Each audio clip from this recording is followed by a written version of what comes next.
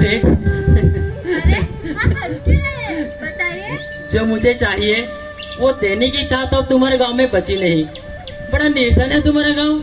निर्धन के साथ व्यसनी और स्त्रियों पर अत्याचार करने वाले लोग रहते हैं यहाँ।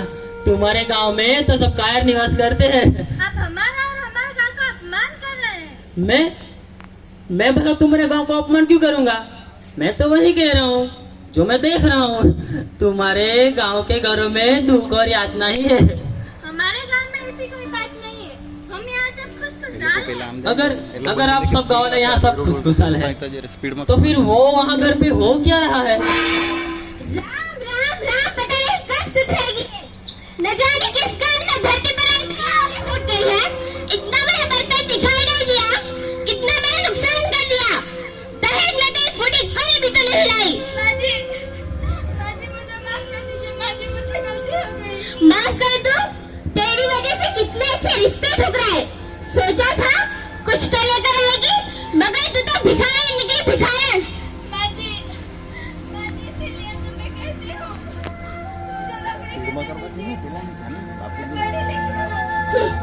पढ़ी आई पढ़ी लिखी, ये सब बातें सुना सुना के मुझे परेशान मत करो।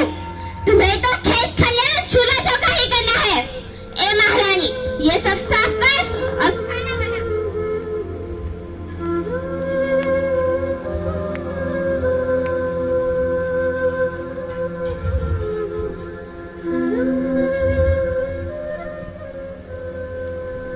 ऐसा खाना बनाते हैं, ये घर की मुझसे कढ़ाई है नहीं। सिर्फ माने को वाह वाह, जिसके बड़े बूढ़े अनाज को ठोकर मारते हैं उसके बच्चे को सुख कहां से नसीब होगा? ये वो अनाज है जिसके लिए इंसान दिन रात मेहनत करता है, पैसा कमाता है, नहीं मिलता तो चोरी तक करता है सिर्फ इसके लिए। यही दुनिया की सबसे बड़ी दौलत है। और आज तूने इस दौलत को ठोकर मारी। ये ठोकर तो बहुत महंगी पड़ेगी, बहुत महंगी पड़ेगी। आज माइक से तो बच्चे मुको नहीं। मैं जिंदा ही क्यों हूँ? मैं कब तक ये सब उठाऊंगी? अपने पर मुझे कुछ करना करती थी, लेकिन कुछ कर ना सकी। इसमें मेरी गलती क्या है? क्या मेरी ये गलती है कि मैं सिर्फ एक नानी हूँ? ये इस समाज में हमारा कोई अधिकार नहीं। क्या हमें हर वक्त कुछ अकेले जीना पड़ता है? मैं जो भी काम करूंगी वो भी अपने घर के लिए करूंगी, अपने बच्चे के लिए करूंगी। बस, अब बहुत हो गया। अब मुझे नहीं जीना। मुझे माफ कर देना बेटी, लेकिन मैं जिंदा मुर्दों की तरह नहीं जी सकती, नहीं जी सकती। माँ, माँ, दादाजी दादाजी देखो कितनी सुंदर गुड़िया है ना।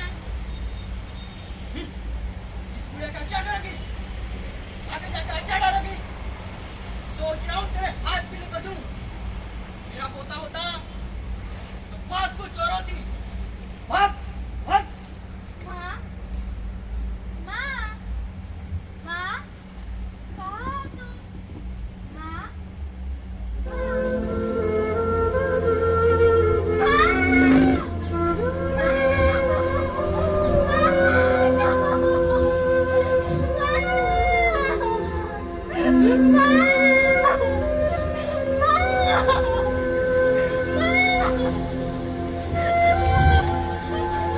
बेटी बेटी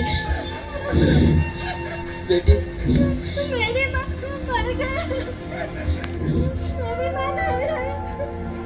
इन लोगों ने मेरी माँ को बहुत मारा था, बहुत सताया था। जानता हूँ बेटी, मैं जानता हूँ। इन सब लोगों के चेहरे बता रहे हैं। इन सब लोगों ने मिलकर तुम्हारी माँ का कत्ल किया है। ये लोग तुम्हारी माँ के कातिल है। क्या बोल रहे हो? मैं बिल्कुल ठीक कह रहा हूँ। ये घर नहीं, कातिलों की बस्ती है, जहाँ रात रात कत्ल होते हैं, कभी जज्बात का कत्ल, तो कभी इज्जत का कत्ल, तो कभी इंसान के हकों का खून होता है। यहाँ बहुओं को फूलों की डोली पे बिठाकर लाया जाता है और इस समाज में उसी दिन से उनकी चिता की तैयारी शुरू हो जाती है। जुल्म की आग में बिठाकर चिता की आग तक पहुंचाया जाता है। यहाँ सब जल्लाद है, कातिल है, सब खूनी रहता है। यहाँ क्या बकवास कर रहे हैं? ये बकवास नहीं, बिल्कुल सच है। ये झूठ मूठ के गिरदारा मड़बने का ढोंग बंद करो। ये सब दिखावा है, वक्त गुजारने के तरीके हैं। अगर पढ़ना है तो उस किताब में क्या लिखा उसे पढ़ो, उसे समझो और उस पे अमल करके देखो। तब आपको पता चलेगा कि वे क्या कहते हैं और आप अब तक क्या करते आई हो। उन किताबों में लिखा है कि जिस घर में नारी जाति को इज्जत दी जाती है, मान दिया जाता है, उस घर में देवता बसते हैं। तुम भी तो एक नारी हो ना, ये क्यों भूल जाती हो? तुम भी तो कभी किसी की बहू थी क्या? कि तुम्हारे साथ ऐसा हुआ? बेटी, मुझे माफ कर दीजिए, मुझसे भूल हो गई।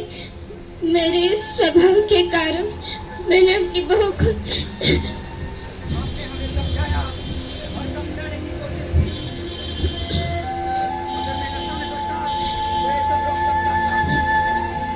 बस अब बहुत हुआ। आपको अपने किए की सजा मिलेगी। तुम जैसे न जाने कितने लोग इस दुनिया में जो अपनी बहू को अपनी बेटी का दर्जा नहीं देते और अपने पैरों की धूल समझते हैं। बस मैं समझ ये पूछना चाहता हूँ कि कब तक इस समाज में स्त्रियों को उनका हक नहीं मिलेगा? कब तक? ये दुनिया कहां से कहां चली गई और हम अपने वही पुराने ख्यालों के साथ कब तक जीते रहेंगे? कब तक?